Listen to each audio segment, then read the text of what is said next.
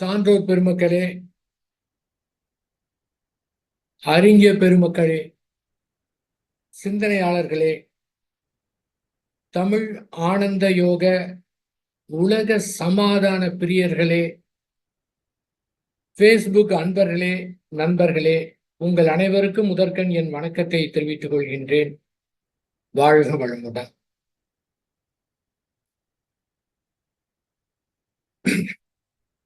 இன்றைய சிந்தனையாக ஸ்ரீ வேதாத்ரி மகரிஷி அவர்கள் அருளிய பேரின்ப கழிப்பு என்ற தலைப்பிலே இருக்கக்கூடிய பாடலை நாம் பார்க்க இருக்கின்றோம்.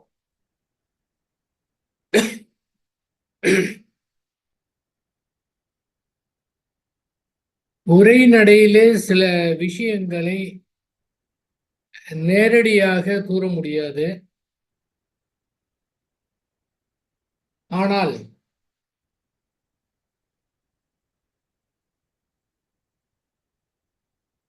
இயற்கை உணர்த்தக்கூடியதுல தன்னை அறியாமலே அந்த பாடல்கள் வரும்போது ஒரு எதுகை மோனையோடு இந்த சமுதாயம் மக்களுக்கு கருத்துக்களை கொடுப்பதற்காக அது தானாகவே வந்து கொண்டிருக்கின்றது.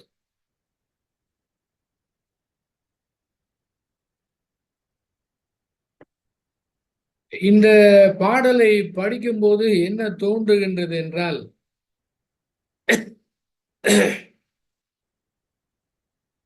அப்படியே பால்கனியில உட்காந்துக்கிட்டு ஒரு ஈஸி சேர் போட்டு ரிலாக்ஸ்டா அப்படியே காலை நீட்டிக்கிட்டு அப்படியே ரெண்டு ரெண்டு வரியா படித்துட்டு மனதுக்குள்ளாக என்ன வருது அப்படின்னு பார்த்தோன்னு வச்சுக்கோங்க. நீங்க தியானம் பண்ணா கூட இந்த மாதிரி ஒரு நிலை கிடைக்காது. ஆனா இந்த பாடல்ல இந்த மாதிரி இருக்குதா, இத்தனை நாள் இது தெரியாம போயிருச்சே அப்படிங்கிற மாதிரி இருக்கு.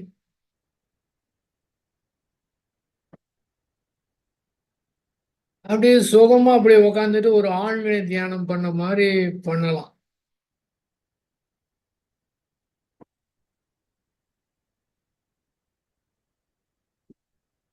நமக்கு நாமே என்ஜாய் பண்ணிக்கலாம். அவர் எந்த நிலையில் இருந்தாரோ அந்த நிலைக்கு சென்று விடலாம். ஆனால் அதை எடுத்து சொல்லும் போது அந்த நிலைய அது எடுத்து சொல்ல வேணான்னு தோணுது. ஏன் அப்படின்னா, அது விளக்கம் கொடுக்க வரும்போது அது அது வார்த்தை என்று வரும்போது அது மாறிவிடுகிறது.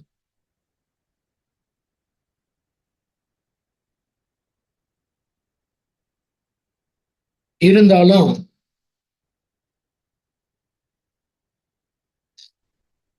வார வாரம் ஏதோ ஒன்று இந்த பொழுதை நல்ல விதமாக கழிப்பதற்காக ஏதேனும் சொல்லணும். அது மாதிரி வேணா வச்சுக்கலாம். அதே சமயத்துல நான் சொல்லிலாம் அந்த பேரின்ப கழிப்ப வார்த்தையால விவரிக்க முடியாது. யாராருக்கு அவங்களுக்கு உள்ளார இருக்கோ, அந்த உயிர் கலப்பு இருக்கோ,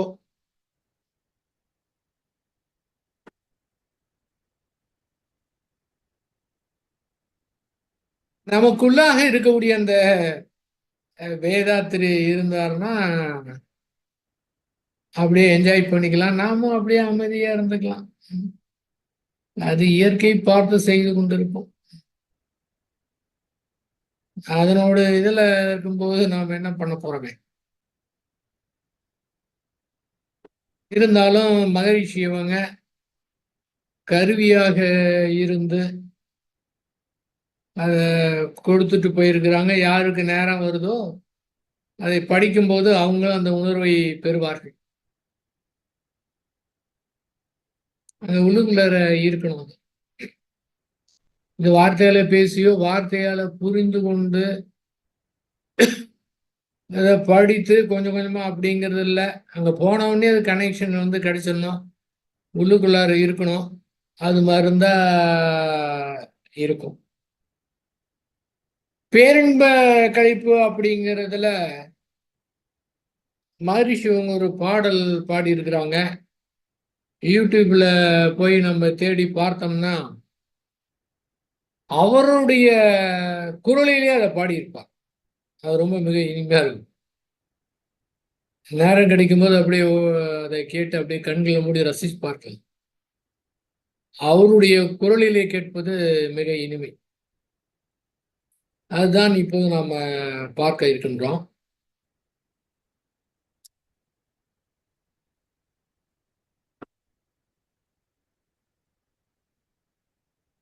மண்ணான இவ்வரிய மாபெரிய உலகமிசை மனமுடைய மிக சிறிய மனித உரு வாழ்வுகின்றேன். இது மட்டும் பாட தெரிஞ்சுன்னு வச்சுக்கோங்களேன். எனக்கு ராகெல்லாம் வர்றது பாடவும் தெரியாது. நிஜமாக பாட தெரிஞ்சிருந்தா நிச்சயமாக கேட்கறவங்கலாம் வேற லெவலுக்கு கொண்டு போயிடலாம். அந்த வாய்ப்பு கிடைக்கல இந்த பிறவியில. அதுதான் அவர் குரலே கேட்டா ரொம்ப நல்லா இருக்குங்க. மண்ணான இவ்வரிய மாபெரிய உலகமிசை மனமுடைய மிக சிறிய மனித உரு வாழுகின்றேன். இவ்வளவு பெரிய, அதாவது சித்தர்கள் பாடல்கள் எத்தனையோ பாடல்லாம் இருக்கு. அதெல்லாம் படிச்சோன்னு வச்சுக்கோங்களேன், அது படிக்கவும் முடியாது, அதனுடைய அர்த்தமும் தெரியாது. ஆனால் மகரிஷியுடைய கவிதைக்கு யாரும் தனியாக அர்த்தம் எடுத்து சொல்லவே தேவையில்லை. படிக்கும்போதே எல்லோருக்கும் வந்து தெரிந்துவிடும். இந்த புதுக்கவி இதெல்லாம் கொஞ்ச நாளாலாம் வந்ததுங்க. அதாவது அந்த வசனடையை அப்படியே பிரித்து போட்டு கவிதையாக கொடுக்கக்கூடிய புதுக்கவிதை என்று சொல்லக்கூடியது. ஆனா வேதாத்திரி மகர்ஷியும் அந்த காலகட்டத்திலே புது கவிதை எழுதிட்டார். புதுக்கவிதை எழுதிய முதல் சித்தர் இவராக தான் இருப்பார் நினைக்கிறேன். அந்த மாதிரி இந்த பூமி பெரிய பூமி உருண்டையில இந்த பிரபஞ்சத்தை எடுக்கும்போது பூமி ஒன்றுமே கிடையாது. ஒரு பூமி வந்து தூசி கிடையாது. ஆனால் பூமியில இருந்து பார்க்கும்போது இது பெரியதுதான். அந்த பெரிய இதுல மனித மனம் வேற எங்கேயுமே இந்த இதே கிடையாது. இதுதான் இயற்கை கொடுத்த அற்புதமான ஒரு கருவி மனம் என்று சொல்லக்கூடியது. எங்கேயுமே இது கிடையாது. விலங்கு கூட இருக்கலாம், ஆனா வெளிப்படுத்த முடியாத 6வது அறிவை கொண்டு சிந்தனை செய்ய முடியாது. கோடானு கோடி சூரிய குடும்பங்கள் இருக்கின்றன, சுரண்டு கொண்டிருக்கின்றன. அந்த சுத்த வெளியிலே தனகத்தே அது அப்படியே மிதக்க விட்டுக்கிட்டு இருக்கு. எல்லாமே இயந்திர கதியாக இருக்கின்றது. துல்லியமா இருந்தாலும் ஒழுங்குமுறையோடு இருந்தாலும் அங்கே தன்னை பற்றி தெரிந்து கொள்வதற்கு அங்கே ஒன்றுமே கிடையாது. ஆனால் இந்த பிரபஞ்சத்தை ஒரு மேப் மாதிரி நாம வந்து குறிச்சோம்னா பூமியை குறிக்கிறதுக்கு இடமே இல்லாத அந்த பூமியில அந்த மனிதன் என்ற உயிரினத்துல மனம் என்ற கருவி. மனம்னா என்னங்க, என்ன அற்புதம் பாத்தீங்களா? அது 5 புலன்கள் மூலம் தெரிந்து அது உட்புறமாக சென்று ஒரு மறைப்பொருளாக மனம் அப்படிங்கிற ஒரு கருவி இயற்கை அற்புதமாக படித்திருக்கு. எங்கேயுமே கிடையாது, வேற எதுகிட்டயுமே கிடையாது. அதான் மனம் படைத்தது. மனம் படைக்கலைன்னா அதெல்லாம் எப்படி இருக்கும்? அது அப்படியே இருக்கும். இயற்கையோட இயற்கையா இருக்கும். என்ன செய்யணுமோ அது அப்படியே இருந்துட்டு அப்படியே இயற்கையோட இயற்கையா மாறிவிடும். ஆனால் இயற்கையை தெரிந்து கொண்டு இயற்கையினுடைய வாழ்வின் வளமாக மாற்றக்கூடிய தன்மையை அமைத்து துய்த்து இன்னும் புது புதிதா கண்டுபிடித்து இருக்கக்கூடிய தன்மை இந்த 6வது அறிவு படைத்த மனிதனிடத்திலே இருக்கின்றது. அப்ப மிக சிறிய மனித வாழுகின்றேன். மனித உருவமாக வாழுகின்றேன். அந்த எதுகை மோனை அந்த மண்ணான அப்படிங்கிறப்ப இந்த இடத்துல அடுத்த 3வது வரியில எண்ணறிய இதெல்லாம் யோசனை பண்ணி எழுதுவது கிடையாது. அது தானாக வரக்கூடியது. எண்ணறிய 1000 எண்ணங்கள் எண்ணுளத்தே எழுகின்ற விந்தையினை யார் அறிவார்? யார் அறிவார்? ரொம்ப பேருக்கு மனதை நினைத்தா எப்படி இருக்கு? ரொம்ப கஷ்டமா இருக்கு. இந்த மனதான் நம்மளை போட்டு பாடா படுத்திக்கிட்டு இருக்கு. எப்படியாவது மனதை நிறுத்திட்டா பரவாயில்ல அப்படின்னு தோணுது. ஏன்னா அதை நிறுத்த முடியாதுங்க. நிறுத்துற முயற்சி ஈடுபடவே கூடாது. அதை நிறுத்தவே முடியாது.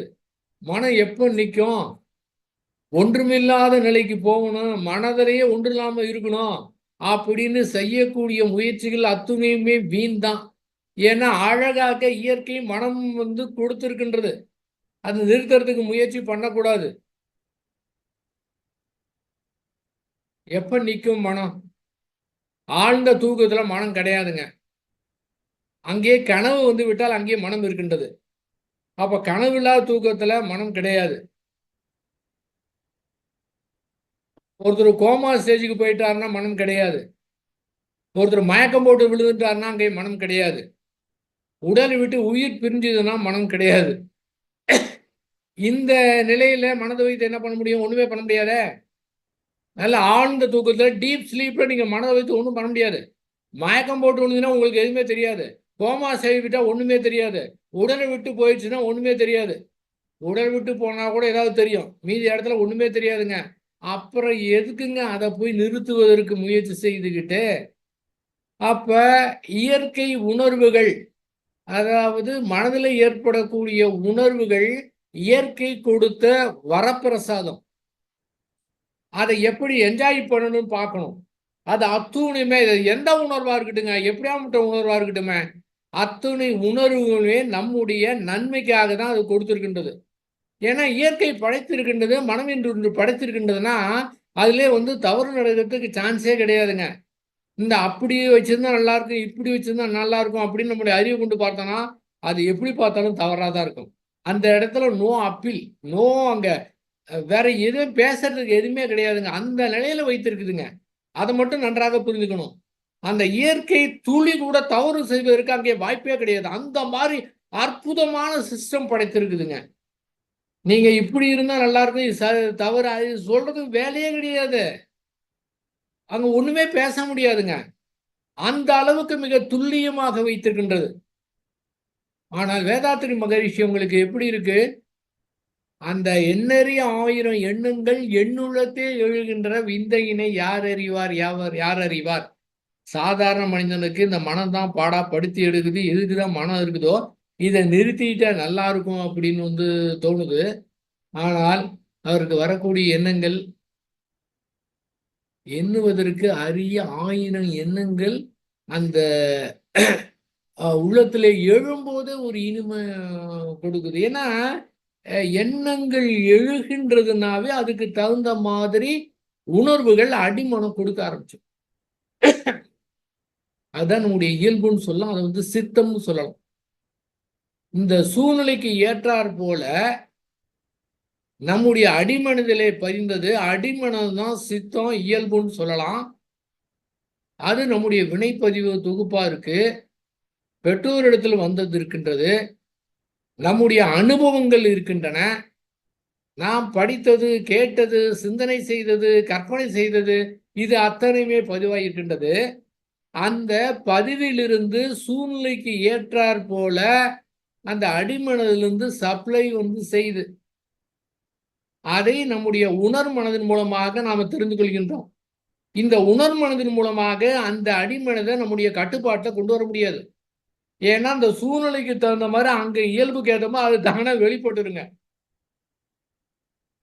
இயற்கையோடு இயற்கையாக இருந்த காரணத்தினால அந்த நிலையில இருக்கும்போதே வரக்கூடிய எண்ணங்கள் எல்லாமே மிக இனிமையாக அங்க வேற எதுவுமே இல்லை.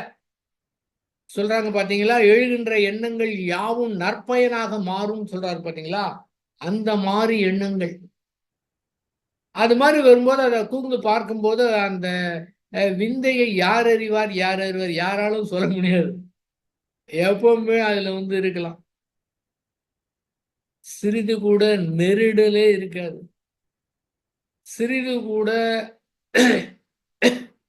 வேற மாதிரி உணர்வே இருக்காது. ஏனென்றால் அது இயற்கையோடு இயற்கையாக மாறி இருக்கின்றது. இப்போ உடல்னு வச்சுக்கோங்களேன், நம்ம உடல் நமக்கு இருப்பது தெரிந்தா கூட தனியாக நீங்க போய் உடலை உணர முடியாது. இந்த விரல் நுனியை கூட உணர முடியாது. இன்னொரு விரல் அதை தொட்டு பார்த்தோன்னா அந்த விரல் உணரலாம். நீ ஆக்கினி உணரணும், அந்த இடத்துல ஒருநிலைப்படுத்தி உணரலாம். உடலை உணர முடியாது. உடல்ல உணர முடியாம இருந்தா, எதுவுமே இல்லாம இருந்தா அது ஆரோக்கியமான உடல் அப்படின்னு அர்த்தம். நமக்கு முழங்கால் இருக்கிறது எப்படி தெரியும்னா, முழங்கால் வலிக்கும் போது தான் தெரியும். அப்ப வலிக்கும் போது முழங்கால் இருக்கிறது தெரியுது. அப்ப எந்த இடத்துல வலி ஏற்பட்டாலும் உடல் இருக்கிறது தெரியுதுங்க. சுத்தமா உங்களுக்கு எந்த விதமான வலியோ வேதனையோ இல்லைன்னு வச்சுக்கலாம், உடம்பு இருக்கிறதே தெரியாதுங்க. அதே போலதான் மனம் இருப்பதே நமக்கு தெரியக்கூடாது. மனம் என்றால் ஏதாவது உள்ளுக்குள்ளார ஒரு நெருடலாக, ஒரு ஏக்கமாக, ஒரு பிரச்சனையாக, உள்ளுக்குள்ளார ஏதோ ஒரு கவலையாக, துயரமாக இருந்தது அப்படின்னா அது ஆரோக்கியமான மனம் கிடையாது. அப்ப இவருக்கு மட்டும் எப்படி எண்ணறிய 1000 எண்ணங்கள் எண்ணுள்ளே எழுகின்ற விந்தனை யார் அறிவார்னா, அவருக்கு அந்த மாதிரி அது பாட்டுக்கு வந்துகிட்டே இருக்க, எந்தவித முயற்சியும் செய்யறது கிடையாது. ஏன்னா இயற்கையாக மாறி விடுகின்றார். அப்ப மனம் இருக்கிறதே தெரியாது. மனம் இருக்கிறதே தெரியாது அப்படின்னா அது எப்படி இருக்கும்? அதனுடைய செயல்பாடுகள் எப்படி இருக்கும்? என்ன மாதிரி எண்ணங்கள் ஏற்படும்? யாருக்கு எப்படி நன்மை செய்யலாங்கிற எண்ணம் ஏற்படும்? உலக அமைதி எப்படி கொண்டு வரலாம்? உலக சமாதானம் எப்படி வரலாம்? இந்த உலக மக்கள்லாம் இப்படி இருக்கிறார்களே, எப்படிலாம் கொண்டு வரலாம்? அப்படிங்கிறது தான் 24 மணி நேரமும் கனவுல கூட அதுதான் வந்து கொண்டிருக்கும். அந்த மாதிரி ஒரு நிலையை நினைத்து பாருங்க. அந்த நிலைக்கு போகலைன்னா கூட அதை நினைத்து பார்த்தா கூட அந்த மாதிரி ஒரு இனிமையான மனநிலைக்கு போயிடலாம். அது கூட மனம்னு சொல்ல முடியாதுங்க. அங்க கூட மனம் இருக்காதுங்க. அதுதான் ஆரோக்கியமான மனது. ஓஷோட்ட கேட்டா மனம் என்றால் என்ன அப்படின்னா அவருக்கு டெஃபனிஷன் என்ன சொல்றாரு தெரியுங்களா? மனம் என்றால் குழப்பம், பிரச்சனை, சிக்கல். கூச்சல், குழப்பம், பிரச்சனை, சிக்கல். இதுதான் மனங்கிறது. மனம்னா அப்படிதான் பாருங்க. நம்ம மனதா இருந்தோம்னா இதாங்க இருக்குங்க. மனதை தாண்டி அறிவாக இருந்தா அது எப்படி இருக்கும்? அறிவா இருந்து வேற மாதிரி இருக்குங்க. எல்லாம் ஒண்ணுதான், பேரு வேற. ஆக ரொம்ப நீண்ட காலமா மனதாவே, நீண்ட நேரமாக மனதா இருந்தா அப்படிதான் இருக்கும். அறிவாக இருந்தா அது வேற மாதிரி இருக்குங்க.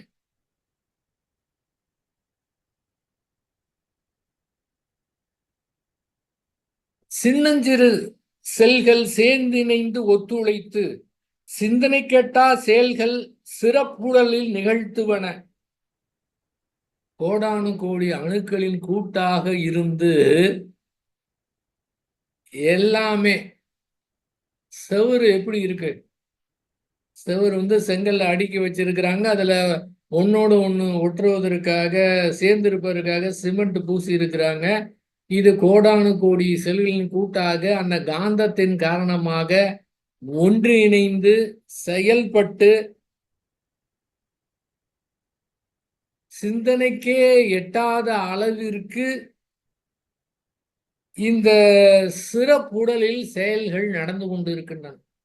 நம்முடைய உடலை பற்றியே நமக்கு தெரியாது. அந்த அளவுக்கு உட்புறத்துல வெளிப்புறத்துல என்னென்னமோ சிஸ்டம்லாம் மிக துல்லியமாக அமைந்து இந்த மனித உலையில் எடுத்து பார்த்தா ஆச்சரியமா இருக்கும். இதே நம்மளால கண்டுபிடிக்க முடியாது. நம்ம கிட்ட தான் இருக்குது.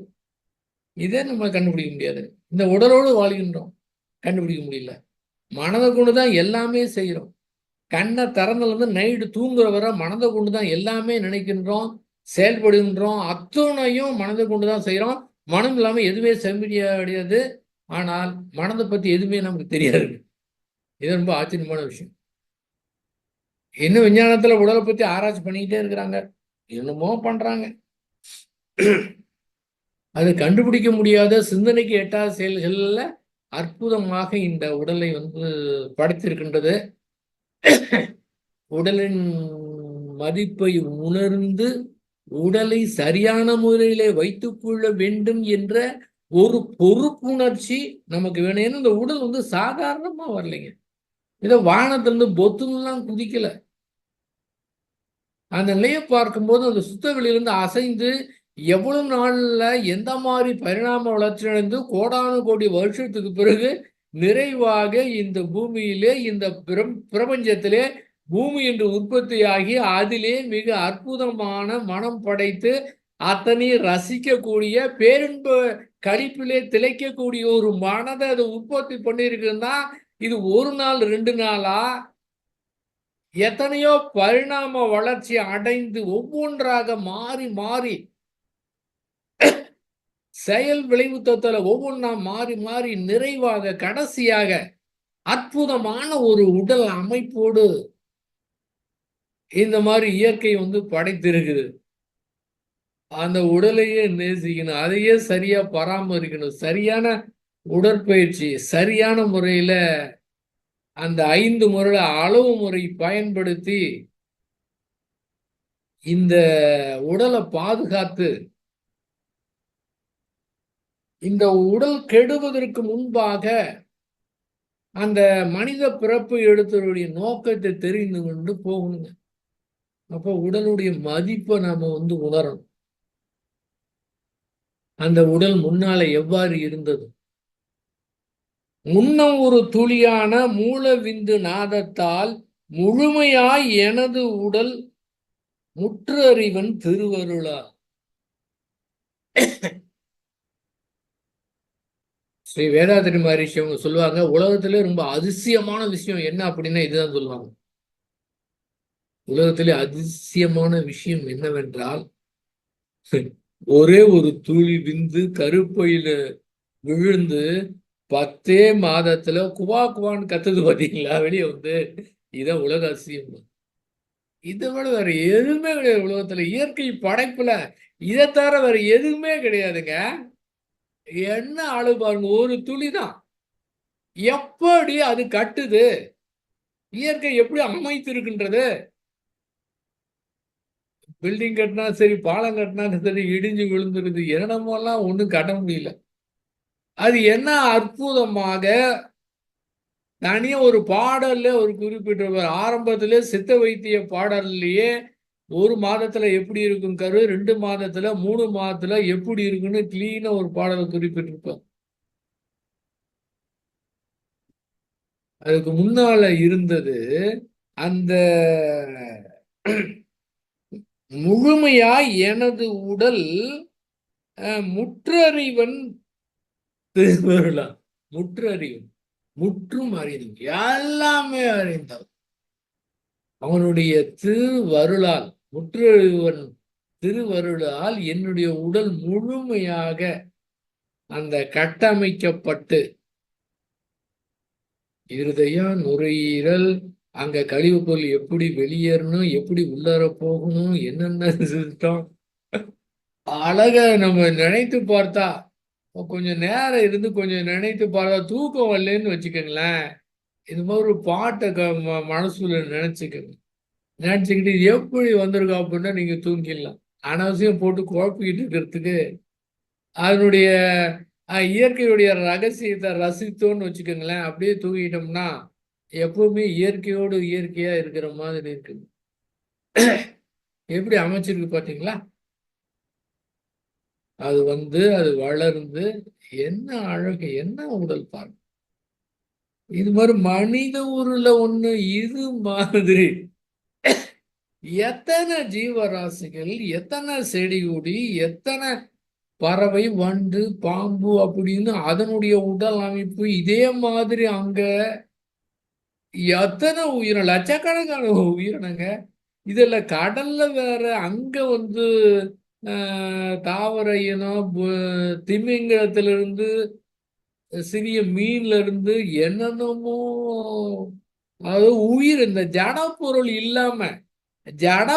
இல்லாம உயிருள்ள பொருட்களே, உயிரோடு வாழ்கின்ற உயிரினங்களே லட்சக்கணக்கா இருக்குதுன்னா அது பாருங்களேன். என்ன போங்க, அற்புதங்க.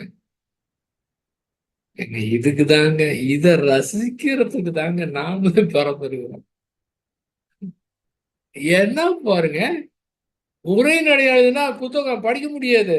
பாருங்க, இந்த அந்த வரிகள்ல, அந்த கவிதைகள்ல, அந்த எழுத்துல, அந்த எதிரை மோனையில, அந்த அந்த கவிதை அந்த 2 வரியில அதுக்குள்ளார அவ்வளவு சூட்சியமா அமைந்திருக்கின்றது. அந்த இயற்கை விரிந்து பறந்து இருக்குது. அந்த இயற்கை பறந்து விரிந்திருந்தாலும் இந்த வார்த்தைகள்ல சுருக்கப்பட்டு வைத்திருக்கின்றது. வேற மொழியில இந்த மாதிரிலாம் இருக்குமான்னு தெரியாது. மகிழ்ச்சி, இன்பம், வேற என்ன இருக்கு? மகிழ்ச்சி இருக்குது, இன்பம் இருக்கு, சந்தோஷம் இருக்கு. இவர் கொடுத்திருக்க களிப்பு தனித்தனியா பாத்தீங்கன்னா ஒவ்வொன்றுக்கு ஒரு இது இருக்குதுங்க. எல்லாம் ஒன்றைதான் குறிக்குது. மகிழ்ச்சி, இன்பம், சந்தோஷம்.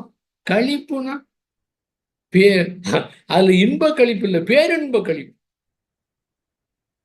களிப்புன்னு என்னங்க தெரியலையே. களிப்புன்னா ஓஹோ, களைப்புல இருந்து வந்திருக்குமோ? களைப்பே இருக்காதோ. களி களிப்பு களைப்பு. அப்போ களைப்பே இருக்காது, அனுபவிப்போ களைப்பே வராதுன்னு நினைக்கிறேன். இந்த இன்பத்துடைய அளவு முறை மாறும்போது கூட துன்பம் ஏற்படும், களைப்பு ஏற்படும். ஆனா இந்த இயற்கையோட இயற்கையா மாறும்போது அந்த கழிப்பிலே களைப்பு கூட இல்லாது இருக்காது போல இருக்கு.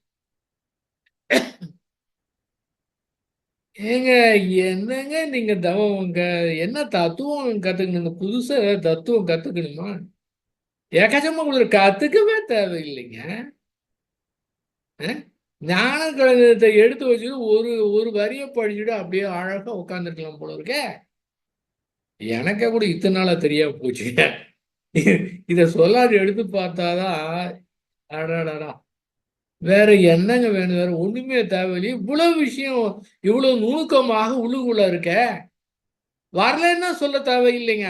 அதை எடுத்துட்டு அது கனெக்ஷன் கொடுத்துட்டு வந்துகிட்டே இருக்கும். எங்க உள்ளுக்குள்ள இருக்காருங்க அவரு. அனைத்துள்ளும் இறைவன் இருக்கிற மாதிரி அனைத்துள்ளும் குரு இருக்கிறார். அந்த உயிர் கலப்பு இருக்கின்றது. நேரம் பார்க்கவே தேவையில்லை, நினைக்கவே தேவையில்லை. அந்த உயிர் கலப்பு உள்ளமைந்து இருக்குதுங்க. அது எப்படி இருக்கு? சூட்சமமாய் குறுகி நின்று தொடங்கியது தன் வளர்ச்சி.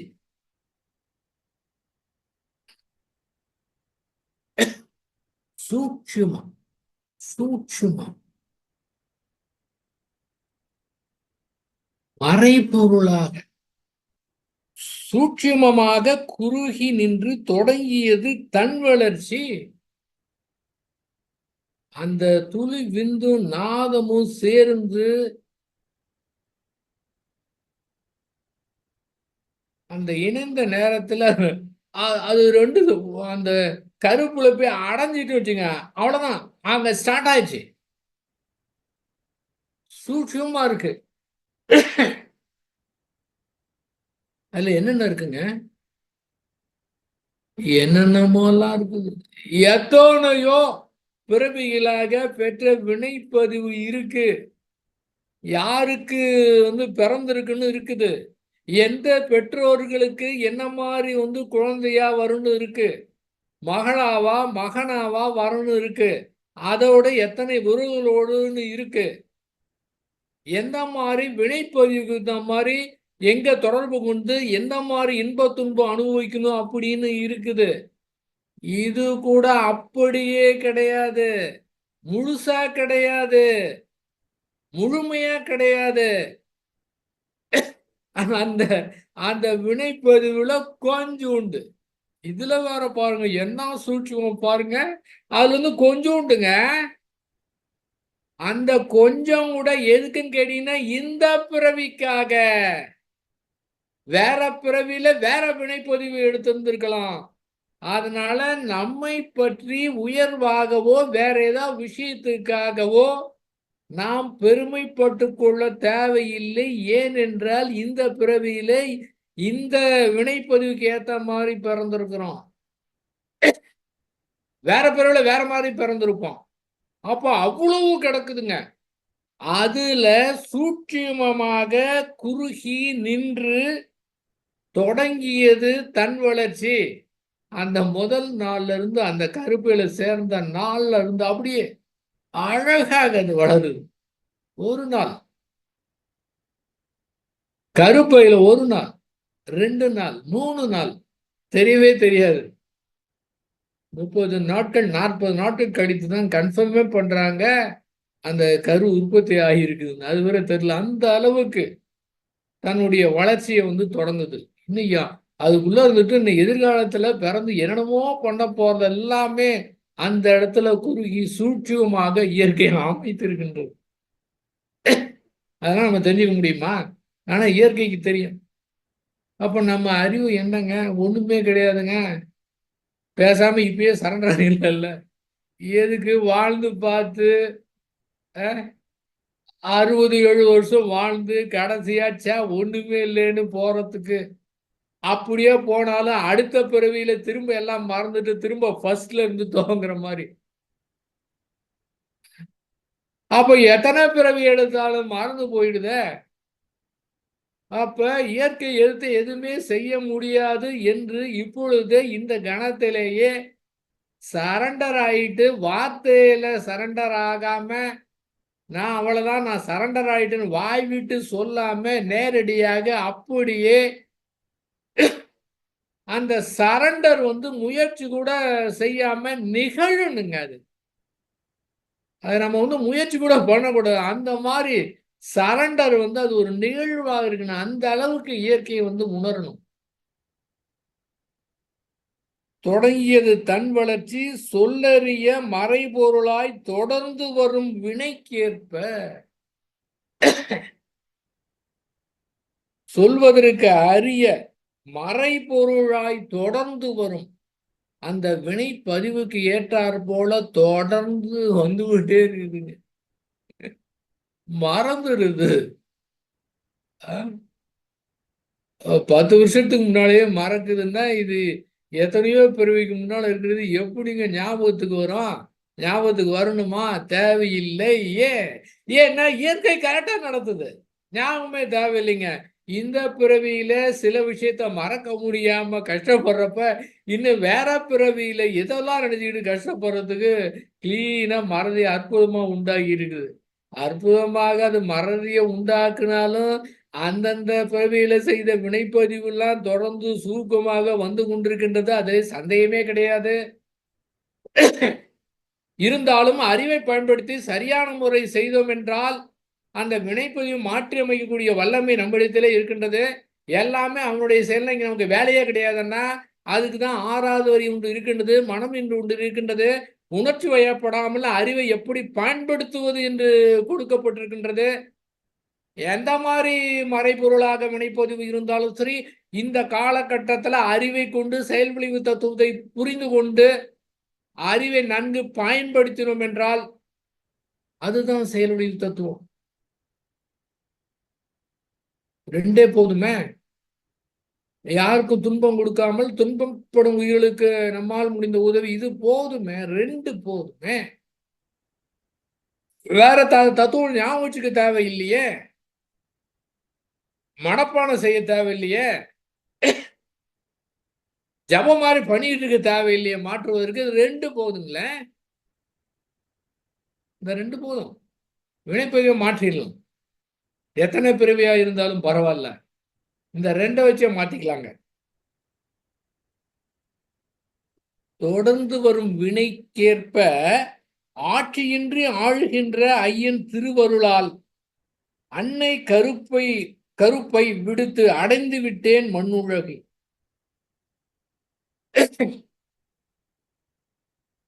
ஆட்சியின்றி ஆளுகின்ற ஐயன் திருவருளால் இந்த 5 வருஷத்துக்கு அடிச்சுக்கிட்டு அதை தக்க வைக்கிறதுக்கு என்னென்ன உலகத்துல உண்டோ அதெல்லாம் செய்துக்கிட்டு அதுக்குதான் அப்பவே சொல்லிட்டாரு, இந்த பணத்தை ஒழிக்கவில்லை என்றால், பாசத்தை ஒழிக்கவில்லை என்றால் உலக சமாதானமே ஏற்படாதுன்னு முடியாதுன்னு கஷ்டன்ட்டார். இந்த பணத்தை வச்சுக்கிட்டு அந்த பவரை அடையறதுக்கு இந்த பாசத்தினால நம்ம வீட்டுல நம்முடைய குடும்பத்தினருக்கு தான் அதிகாரத்துக்கு வரணும்னு ஆசைப்பட்டு அதுக்கு என்னென்னலாம் பண்ணணுமோ அப்படின்னு மக்களை மயக்கி சாதாரண மக்களை ஏமாற்றி என்னென்ன வேலைகள் உண்டோ அவ்வளவுலாம் செய்யறாங்க. அப்படின்னா இந்த மன்னரிய பாடல் அவங்களுக்கு தெரியலன்னு அர்த்தம். கண்ணிலே படாது, பட்டாலும் காதே கேட்காது, அப்படி இருந்துகிட்டு இருக்கிறாங்க. இருந்தாலும் நாம் மனம் தளராம முயற்சி செய்து நம்ம செய்துகிட்டே இருக்கணும். ஆட்சியின்றி அப்ப இவங்கெல்லாம் ஆட்சி நடத்துறாங்க அப்படின்னா 5 வருடம், கோடானு கோடி வருட கணக்க ஆட்சியே இல்லாம ஆட்சி நடத்துக்கிறது சுத்தவில்லை. யாரும் ஒண்ணு நீங்களும் தேர்ந்தெடுக்கலாம் வேணாம், ஒண்ணுமே பண்ண வேணாம், அதுவே எல்லாமே பார்த்துக்குங்க. அனைத்து விஷயத்தையும் கம்ப்ளீட்டா என்ன பண்ணணும், சுனாமி வரணுமா, மழை பெய்யணுமா, வெயில் வரணுமா, நிலச்சரிவு ஏற்படணுமா, பூகம்பம் வரணுமா, இல்ல திடீர்னு ஒரு கனெக்ஷன் கொடுத்து அப்படியே அவங்கள பரவச நிலையில திளைக்க வைக்கணுமா, மகானுடைய மனதை மாதிரி ஆக்கணுமா, என்ன வேணாலும் செய்யும், எப்படி வேணாலும் செய்யும். அதுதான் ஆட்சியின்றி ஆட்சி நடத்துவது என்பது. அதுதான் அன்னை கருப்பை விடுத்து அடைந்து விட்டேன் மண்ணுலகை.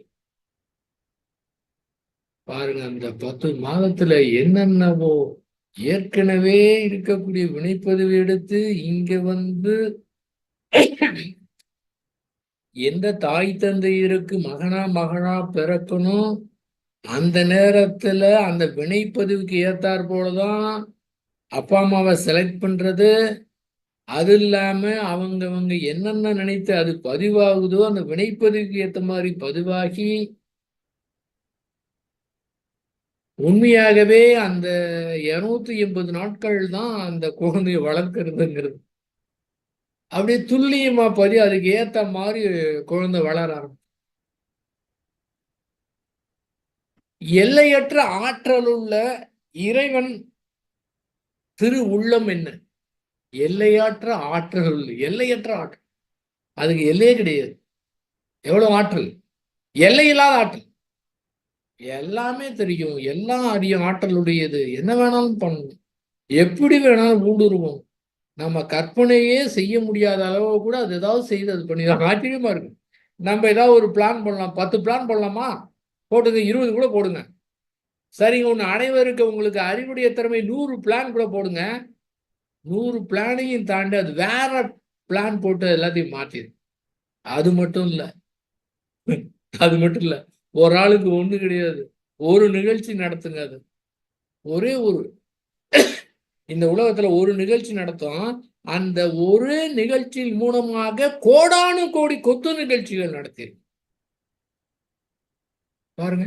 ஒரு நிகழ்ச்சியின் மூலமாக அப்படியே கண்டினியூஸா அத்தனை பேருடைய வாழ்க்கையில மனதுல பல்வேறு உணர்வுகள் ஏற்படுத்துற மாதிரி கோடானு கோடி கொத்து நிகழ்ச்சிகள் நடத்தணும். ஆனால் அந்த கோடானு கோடி கொத்து நிகழ்ச்சியுமே அவங்க நினைப்பதற்கு தகுந்த மாதிரி நடத்திடும். இதுதான் வந்து சூப்பர். இதுதான், அதுல தப்பு நடக்கிறதுக்கு சான்ஸே கிடையாதுங்க. என்ன அற்புதம் பாருங்க. எல்லையற்ற ஆற்றல் உள்ள இறைவன் திரு உள்ளம் என்ன? அந்த அதனுடைய எல்லையற்ற ஆற்றலை எப்படி எப்படி நினைக்கிறதுங்க? அதான் ரொம்ப பேர் மௌனம் ஆயிடுறாங்கன்னு நினைக்கிறேன். மகரிஷியே ஒரு இதுல ரொம்ப மௌனமாயிடுவார். எல்லாமே தெரிஞ்சதுன்னு வச்சுங்க, மௌனம் தாங்க இருக்கணும். யாரோ வருவாங்க, என்னவோ பேசிட்டு இருப்பாங்க, பேசுறத அப்படியே கேட்டுக்க வேண்டியதுதான். மருத்துவம் சொல்றதில்ல, இல்லப்பா இது கிடையாது இப்படின்னு சொல்றதில்ல, ஏன்னா உங்களுக்கும் புரியாது, சரி பேசுங்கன்னு அப்படியே விட்டுறது. எல்லாம் தெரிஞ்சிருச்சுன்னா ஒரு செகண்ட்ல முடிஞ்சு போச்சு. எல்லாமே டக்கு டக்கு டக்கு டக்குன்னு அப்படியே பளிச்சு பளிச்சுன்னு அப்படியே மின்னல் அடிக்கிற மாதிரி தெரிஞ்சு.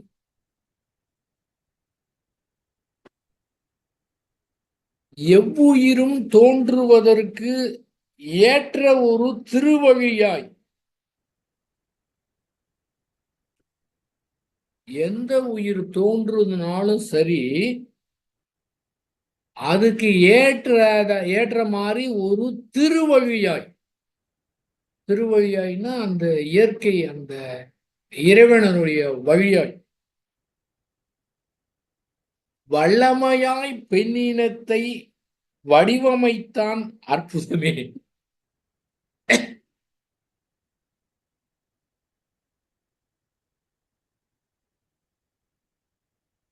யாராவது ஸ்ரீ வேதாத்திரி மகரிஷி மாதிரி ஒரு பெண்ணினத்தை பற்றி பேசி எடுத்துரைத்து அவர்களுக்கு மதிப்பு கொடுத்து, பழங்காலத்துல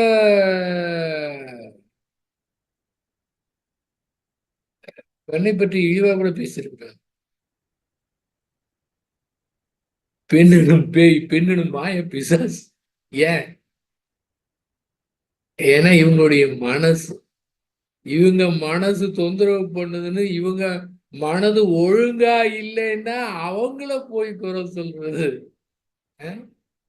உங்க மனதை ஒழுங்கா வச்சுக்க தெரியாம அவங்கள போய் குறை சொல்லிட்டு இருக்க. ஆனால் மாரிஸ்ல அதை உணர்ந்தார். எல்லையற்ற ஆற்றல் உள்ள இறைவன் திரு உள்ளம் என்ன, எவ்வுயிரும் தோன்றுவதற்கு ஏற்ற ஒரு திருவழியாய் வல்லமையாய் பெண்ணினத்தை வடிவமைத்தான். அற்புதமே.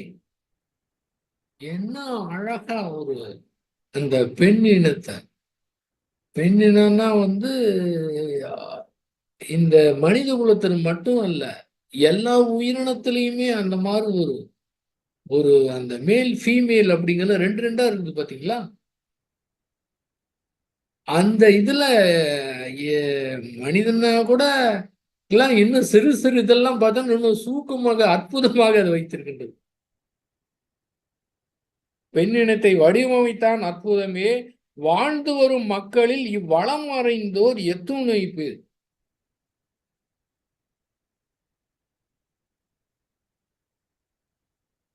எத்தனை பேருக்கு தெரியும்? எந்த தாயுமே, ஏன்னா அது இயல்பு, அந்த தாய் அன்பு, தாய் உள்ளம், அந்த பெண்மை உணர்வு, இது எல்லாமே அந்த இயற்கையாகவே, இயற்கைக்கு எப்படி அன்பும் கருணையும் இருக்குதோ அதே போல அந்த பெண் இனத்திற்கு, அந்த தாய் உள்ளத்திற்கு எப்படி இயற்கைக்கு அந்த அன்பும் கருணையும் இருக்குமோ அதே போன்ற உணர்வை இயற்கை பெண்ணிடத்திலே வைத்திருந்து, அதுதான் வல்லமாய் வல்லமையாய் பெண்ணினத்தை வடிவமைத்தான். அற்புதம். அந்த மாதிரி உணர்வு அது எப்போதுமே இருக்கு. ஒரு பையன் திருடனா இருந்தா கூட அந்த பையனுக்கு திருடனா தெரியாது. அங்கேயும் அதே அன்பு தான். நல்லவனா இருந்தாலும் சரி, திருடனா இருந்தாலும் சரி, ஒரே அன்பாகத்தான் இருக்கும். அதுல சந்தேகமே கிடையாது. அங்க மாற்று கருத்தெல்லாம் இருக்காது. வேற மாதிரி இருப்பாங்கன்னா நீங்க கேள்விப்படலாம், பேசலாம். ஆனா சான்ஸே கிடையாது. ஆனால் அந்த அன்பை உணர முடியாதவங்க தான் வாழ்க்கையில கஷ்டப்படுறாங்க. நிஜமாகவே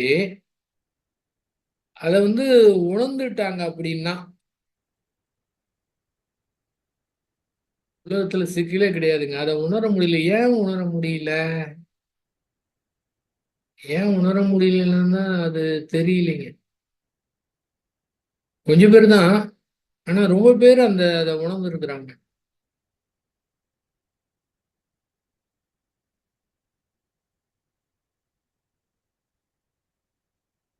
அடுத்து அந்த பெண்ணினத்தை பற்றி தான் குறிப்பிட்டு இருக்கிறாங்க. அது அடுத்த வாரம் நம்ம பார்க்கலாங்க.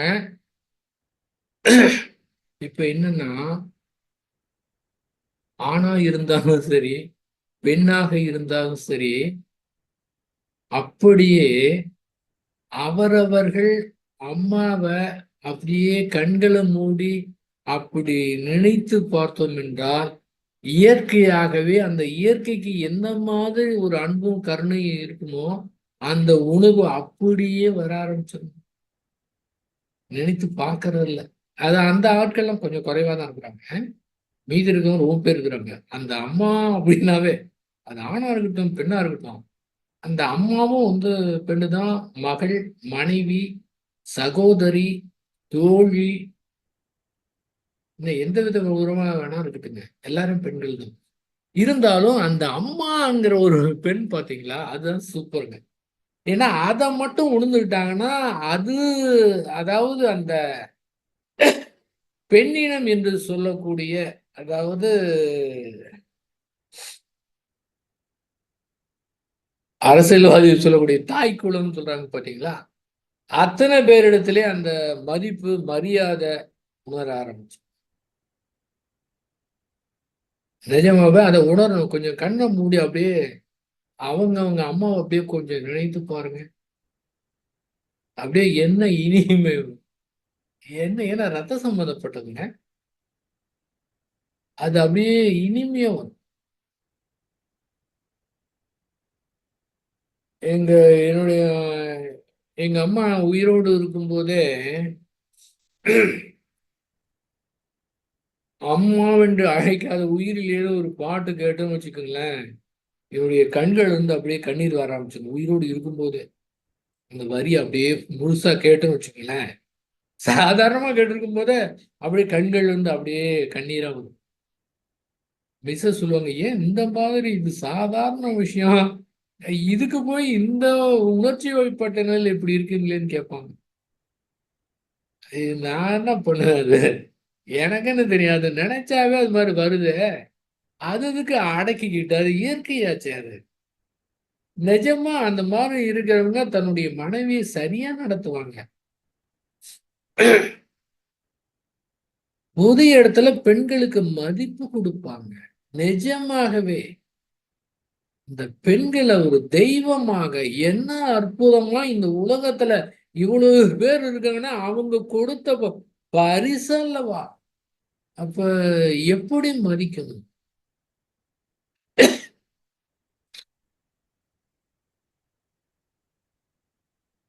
எவ்வளவு பேர் அந்த மாதிரி அம்மாவை நினைச்சு கதறவங்க எவ்வளவு பேர் இருக்காங்க. இதெல்லாம் பேப்பர்ல வராது. பேப்பர்ல வராது, யாரும் அதிகமா பேசுறது இல்ல. இது மாதிரி பேசுறவங்களும் நல்லா நெகிழ்வோடு இருப்பாங்க, கேட்கும்போது நல்லா நெகிழ்வாக இருக்குங்க.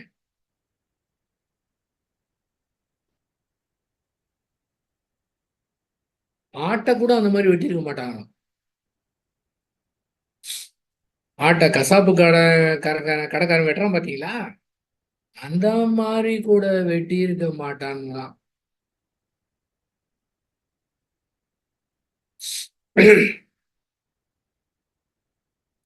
வெஸ்ட் பெங்கால்ல அந்த மாதிரி பண்ணியிருக்கானுங்க. அவங்க அம்மா பிறந்த உடனே அவங்க அம்மா இறந்துருப்பாங்களோ, அப்படிதான் நினைக்கிறேன். நிஜமா அதை நினைச்சு பார்த்துருந்தாங்கன்னா அந்த மாதிரி செயலும் செய்யவே முடியாது. எப்பவுமே பார்த்தீங்கன்னா ஒரு ட்ரெயின் ஆக்சிடென்ட் ஆனா எல்லாரும் நினைச்சு பார்த்து எல்லா ட்ரெயினும் ஆக்சிடென்ட் ஆகும். ஒரு இடத்துல ஒரு நிகழ்ச்சி நடந்தா எல்லா இடத்துல நிகழ்ச்சி நடக்கிற மாதிரி இருக்கும். அதனுடைய எண்ணம் அங்க மாதிரி அது எப்படி அது இயற்கை நடத்தணும்னு தெரியும். இதே பெரிய விஷயமா, பெரிய அதிர்ச்சி தர விஷயம். என்னென்னலாம் பண்ணணும், தண்டனை கொடுக்கணும். வெஸ்ட் பெங்கால்ல மரண தண்டனை கொடுக்கணும்னு அது சட்டமே நிறைவேற்றி இருக்கிறான். சொல்லுக்கும் செயலுக்கு சம்பந்தமே இருக்காது.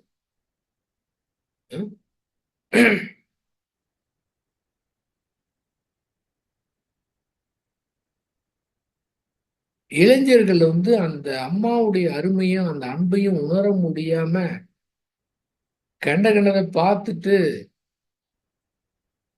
கற்பனை காரணமாக இவ்வளவு சிக்கல்.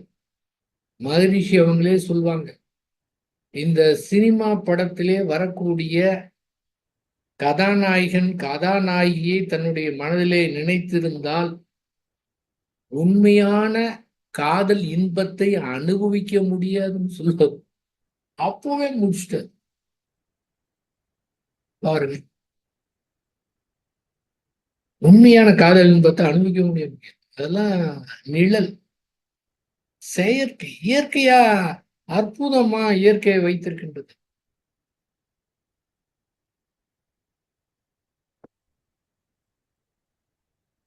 என்ன பண்ணணும் இருக்கு? நம்ம வீட்டுல இருக்கிற ஆண் குழந்தைகளை சரியா வளர்க்கணும், எடுத்துரைக்கணும், பெண்களுக்கு மதிப்பு கொடுக்க கத்துக்கணும், பொது இடத்துல பெண்களுக்கு மதிப்பு கொடுக்கணும், பெண்களுக்கு தொந்தரவு ஏற்பட்டா முன் வரணும், வேடிக்கை பார்த்துட்டு இருக்க கூடாது.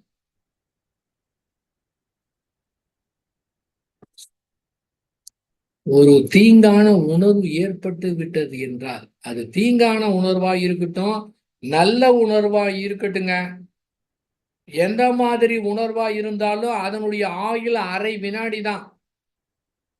அரை வினாடியிலே அந்த உணர்வு மறைந்துவிடும். மறைந்ததுக்கு பிறகுதான் அந்த உணர்வு வருவதே நமக்கு தெரியும். சென்று மறைந்த உணர்வை எடுத்து வைத்துக் கொண்டு திரும்ப திரும்ப நினைக்கும் போது பர்மனண்டா இருக்கிற மாதிரி இருக்குது. அதை நம்மளுடைய அறிவு அங்கீகாரம் கொடுத்தால்தான் அடுத்து செயலாக அது மாறும்.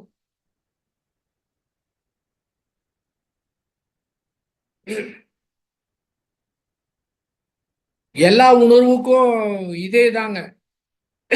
ஒரு உதாரணத்தை பார்க்கலாம்.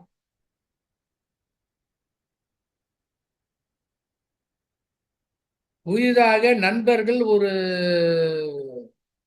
ஒரு இன்பத்தை, ஒரு வெற்றியை கொண்டாடுவதற்காக ஏற்பாடு செய்யறாங்க. ஒரு பையனை கூப்பிடுறாங்க.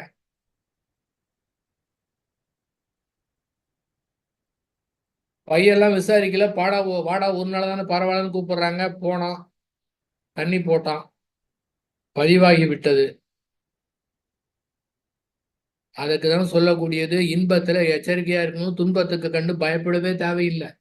துன்பத்துக்கு பின்னால ஏதோ நன்மை இருக்கும், ஆனா இன்பத்துல மட்டும் ஜாக்கிரதை, எச்சரிக்கையா இருக்கணும். இன்பம் அனுபவிக்கும் போது ரொம்ப எச்சரிக்கையா இருக்கணும். அதன் விளைவாக பெரும் பெரும் துன்பங்கள் ஏற்படுவதற்கு வாய்ப்பு இருக்கின்றது. அடுத்த முறை அந்த தண்ணி போடணுங்கிற எண்ணம் ஏற்பட்ட உடனேயே அது மூளையில பதிவாகி உடல் முழுவதும் அந்த புலன்களுக்கு அந்த உணர்ச்சி கிளப்பி விட்டு அந்த செயலை செய்யணும் அப்படிங்கிறது தூண்ட ஆரம்பிச்சிருது. அந்த உணர்வு வந்து பாத்தீங்களா, அரை நிமிடம் தான் அந்த உணர்வு. அதை வந்த உடனே அதை கண்டுக்காம விட்டோம்னா, அது எங்க கண்டுக்காம வருது, அதான் தானா வந்துகிட்டே இருக்க. ஆமா, தானா வருது, தானா சரியா போயிடும். இந்த ஒரு உணர்வு வச்சுட்டு மீது எல்லா உணர்வையும் இதே மாதிரி எடுத்துக்கலாங்க. அந்த உணர்வை ஆதரிக்க கூடாது, அதை எதிர்க்க கூடாது. ஆதரிக்கிறது என்ன? அந்த உணர்வு வந்துச்சு. ஆதரிக்கிறதுனா, இப்ப இந்த மாதிரி போன முறை நடந்தது, இதே போல நடந்தால் எப்படி இருக்கும், அதற்கு பணம் எப்படி வேணும், பணம் எப்படி ரெடி பண்ணலாம், ஃப்ரெண்ட்ஸை சேர்க்கலாமா என்று ஆதரித்தா அடுத்து டக்கு டக்கு டக்குன்னு அது பாட்டு வந்துகிட்டே இருக்கும். அடுத்து அறிவை கொண்டு அங்கீகாரம், எப்ப எங்க யாரை கூப்பிட்டு என்ன பண்ணலாம், அறிவு திங்க் பண்ணுது, திரும்ப அங்கீகாரம் கொடுக்குது, திட்டமிடுது, செயல்படுது. இவ்வளவு வேலை நடந்தா அந்த நிகழ்ச்சி நடக்குதுங்க. ஆதரிச்சோம் அப்படின்னம்னா, அதை எதிர்த்தோம் என்றால் அது கூடாது கூடாது கூடாது போது அதை போயிட்டு ஒரு செயல் செய்யறத கூட பரவாயில்ல, இந்த மாதிரி எதிர்க்கிற காரணத்தினால இன்னும் அதிகமாக வரும்.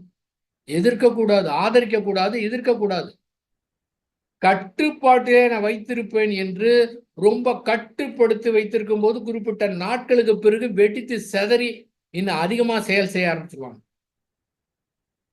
அப்ப அதனுடைய உணர்வுகள் ஆயுள் அரை வினாடி தான். அப்படியே விட்டுட்டோம்னா, ஆறு போல ஓட விட்டுட்டோம்னா அது மறைஞ்சிரும். நீங்க கண்டுக்கவே தேவையில்லைங்க. உலகமாக பிரச்சனை, உலகமாக உணர்வுகளுக்கு தான் இது ஒரே ஒரு தீர்வு இதுதாங்க. ஆதரிக்கவும் கூடாது, எதிர்க்கவும் கூடாது. 2மே செய்யாம நீங்க அப்படியே இருந்தீங்கன்னா, அப்படியே வந்து மோதி சரியாகி அதெல்லாம் ஓடிரும். உங்களுக்கு ஒண்ணுமே தெரியாதுங்க. ஆனா இந்த 2 செயலால தான் பிரச்சனை. அந்த ஒரே உணர்வு ஏற்பட்டது, வஞ்ச உணர்வு ஏற்பட்டது. தனியா இல்லாம கூட்டு செய்றாங்க. உடல வெட்டறாங்க. என்ன ஒரு அத்தனை ஒரு ஆளுக்கு கூட செயல் செய்யும்போது, அந்த இது தவறு அப்படின்னு ஒண்ணு கூட அறிவு எடுத்துரைக்காதா? இப்ப இந்த அண்டர்ஸ்டாண்டிங் இருந்தா போதும். இந்த புரிதல் மட்டும் இல்லை என்றால், தொடர்ந்து நடந்து கொண்டு தான் இருக்கும். இதுல வேற சொல்றாங்க, துபாய், அரேபியாலாம் பார்த்தீங்கன்னா, அப்படியே உடனடியாக மரண தண்டனை. ரோட்ல நிக்க வச்சு தூக்கு தண்டனை. சரி, திரும்ப நடக்காம இருக்காது. அது தீர்வு கிடையாது. பேஸா பார்க்கணும். இந்த மனித குலம் இத புரிந்துக்கணும். இந்த உணர்வுகள்லாம் ஒண்ணுமே கிடையாது. அரை வினாடில மறைஞ்சிரும். இதற்கு திரும்ப நினைத்து பார்த்து செயல்படுத்திவிட்டு அறிவுக்கு அங்கீகாரம் கொடுத்தா எவ்வளவு பெரிய பிரச்சனை. இந்த உணர்வுகள் பொறுத்தவரை நம்ம சம்பந்தப்பட்டது, அக சம்பந்தப்பட்டது. இது சரியில்லை படுத்தலைன்னா என்ன ஆகும்? புற செயல் சமுதாய சம்பந்தப்பட்டது. அகத்தை பொறுத்தவரை அது எக்கேடு கெட்டு இருந்தாலும் சரி, எவ்வளவு மோசமா இருந்தாலும் பரவாயில்ல. இது ஒண்ணும் பிரச்சனையே கிடையாது. நீங்க கண்டுக்காம விட்டீங்கன்னா மறைஞ்சு போயிரும். ஆனா இத வச்சுக்கிட்டு புறத்துல அதே போல செய்ய ஆரம்பிச்சா எவ்வளவு பெரிய சிக்கல் சமுதாயத்துல ஏற்படுது பாருங்க.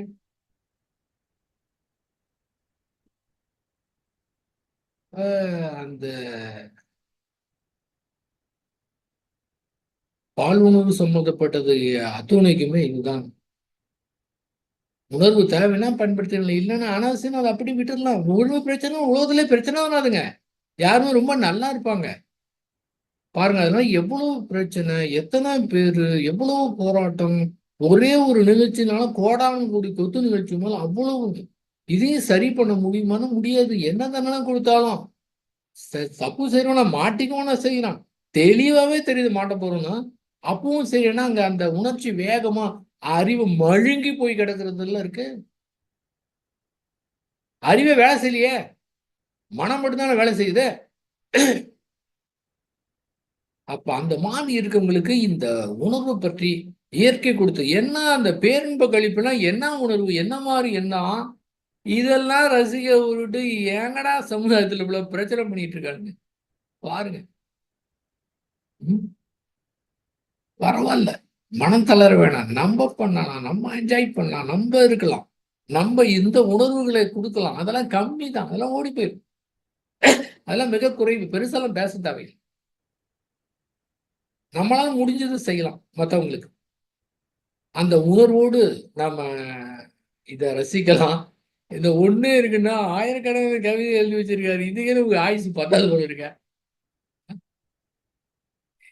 போங்க அவர பத்தி நான் நேரடியா கேள்விப்பட்டு, நேரா பார்த்த நாள்ல இருந்து இந்த மீட்டிங் ஆரம்பிச்சு, இந்த நிமிஷம் வர நிமிஷத்துக்கு நிமிஷம் அவர் மேல எனக்கு வியப்பு தான் அதிகமாய் போயிட்டே இருக்கு. என்ன அழகு! என்ன ஒரு தனி மனிதர்! என்ன உத்வேகம்! என்ன என்ன ஆற்றல்! என்ன மாதிரி உலகையே மாற்றி அமைக்கக்கூடிய வல்லமை! நமக்கெல்லாம் சோர்வு வருதுல்ல, அவருக்கு சோர்வே கிடையாது. இப்ப கூட சோர்வு கிடையாதுங்க.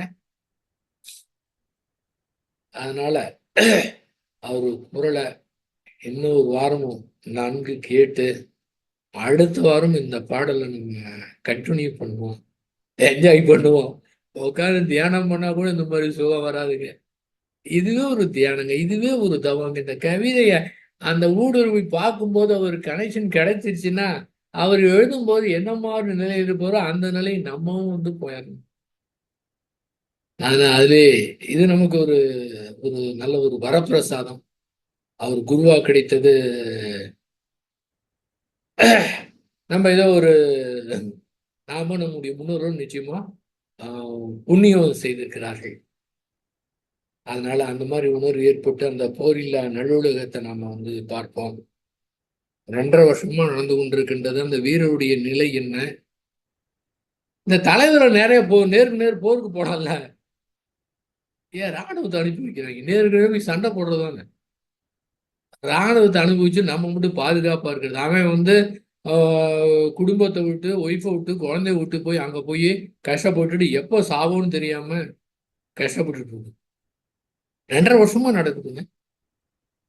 இது இல்லாம இதுல வேற இஸ்ரேல் வேற, லெபனான் வேற, ஹமாஸ் வேற என்ன பண்ணிட்டு இருக்கிறாங்க? திரும்ப போரை பத்தி சிந்தனை பண்ணணும். இந்த போரில்லா நல்லுலகம் வேணும்னு எத்தனையோ பேர் நம்ம நினைக்கிறோங்க. அப்பதான் மாறும். நம்ம ஒரு ஆள் என்னங்க பண்ண போகணும்னு இருக்கக்கூடாது. நம்முடைய கடமை. இது மாதிரி பண்ணிட்டோம்னா அது வாய் வார்த்தையே இருக்கக்கூடாது.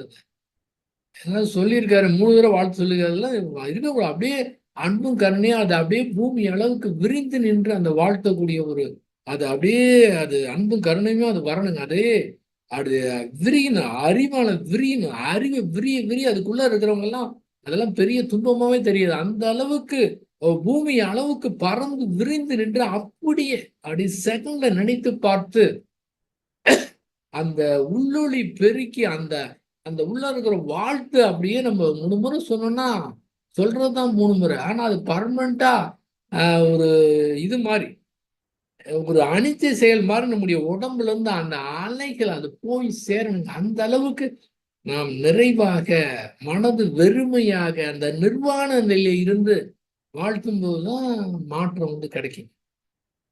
அதனால அந்த போரில்லா நுழைவுதை திரும்ப திரும்ப நாம வந்து சொல்றதுக்கு காரணம் அதுதான். அதே போல போரில்ல போதை இல்ல தமிழகம். ஒரு 15 நாளைக்கு முன்ன ஒரு பேப்பர் படிச்சேன். உள்துறை அமைச்சர் சொல்லியிருக்காரு, போதை இல்லாத இந்தியாவை உருவாக்கணும், உறுதி பண்ணணும் அப்படின்னு அவர் பேசியிருக்கு. நம்ம ரிஃப்ளெக்ஷன் எங்க வேணாலும் போகணும். டோன்ட் அண்டர் எஸ்டிமேட் வேதாத்திரி மகர்ஷி. எங்க வேணாலும் ரிஃப்ளெக்ட் இவங்கள சாதாரண மனிதர் எங்கெங்க போகுது என்னென்னமாலாம் செய்யும். சென்னையில ஒரு காலேஜில் கஞ்சா வச்சிருந்தான்னு 35,000 பேரை பிடிச்சி ஒரு கல்யாண மண்டபத்தில் வச்சு போலீஸ் விசாரணை செய்யறாங்க.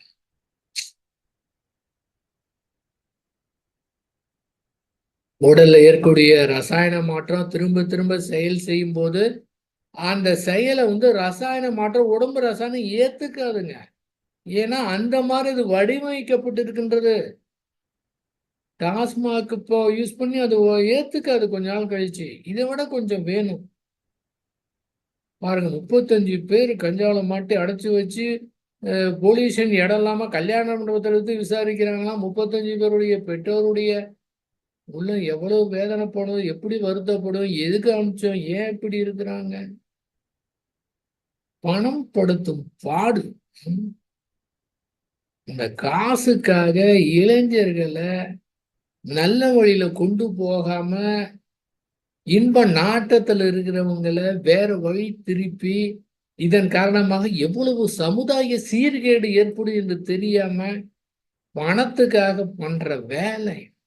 அதுதான் சொன்னாரு, இந்த பணத்தை ஒழிக்கணும்னு சொன்னார். பணத்துக்கு தாங்க இவ்வளவும். பாருங்க, அதை வச்சுட்டு என்ன பண்ண போறாங்க? ஒன்றும் பண்ண போறது இல்லை. அந்த பணத்தினால மேலும் அவங்க குடும்பத்திற்கும் அவங்க தலைமுறைக்கும் சிக்கல் தான் வருமே தவிர துளி கூட நன்மை வர்றதுக்கு வாய்ப்பே கிடையாது. இந்த அறிவு அங்க கிடையாது. என்ன பண்றது? இருந்தாலும் நாம நம் முயற்சியை செய்வோம். நம்முடைய குழந்தைகளை சந்தேகமும் படக்கூடாது, ஆனா கண்காணிக்காமவும் இருக்கக்கூடாது. பார்த்து கவனமாக வளர்த்து நல்ல குழந்தைகளாக, பெண்களை மதிப்பவர்களாக, சரியான ஒரு ஒரு ஆண் குழந்தையாக நாம நமக்கு தெரிஞ்சவங்க, நம்ம நண்பர்களுடைய குழந்தைங்க எல்லாத்தையும் நாம் குழந்தையாக நினைத்து நம்முடைய எண்ணத்தின் ஆற்றல் மூலமா ஏதாவது நம்ம செய்யணும். ஏன்னா ஓப்பனா சொன்னா யாரும் கேட்க மாட்டேங்கிறாங்க. இயற்கை சூக்குமா எடுத்து பார்த்தீங்களா? அந்த மாதிரி சூக்குமா தான் செய்யுங்க. அது மாதிரி செய்யுங்க. சூக்குமா ஆற்றல் நமக்கே கிடைக்கும். அதை எதிர்பார்க்க வேணாம், அது ஏங்க வேணாம், அதை செய்யணும்னு நினைக்க வேணாம். ஆனா இயல்பா செய்வான். அது இயல்பா நம்ம இடத்துல இருக்கும் என்று கூறி வாய்ப்பளித்த உங்கள் அத்துணை பேருக்கு நன்றி கூறி அமைகின்றேன். வாழ்க வையகம், வாழ்க வையகம், வாழ்க வளம்.